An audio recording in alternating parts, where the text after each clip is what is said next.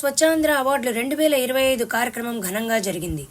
ఈ సందర్భంగా జిల్లా collector Kritika Shukla, Narasaraopet MLA doctor Chadalavada Aravinda Babu పాల్గొని పరిశుభ్రత, పారిశుద్ధ్య కార్యక్రమాల్లో అద్భుత కృషి చేసిన వ్యక్తులను, సంస్థలను సత్కరించారు. రాష్ట్ర స్థాయిలో ఉత్తమ స్వచ్ఛత ఎన్జీఓ దళిత బహుజన రిసోర్స్ సెంటర్ ఎంపికైనందుకు ప్రత్యేక అభినందనలు తెలిపారు. జిల్లా స్థాయిలో 16 విభాగాల్లో 51 మంది వ్యక్తులు, సంస్థలకు అవార్డులు ప్రదానం చేశారు.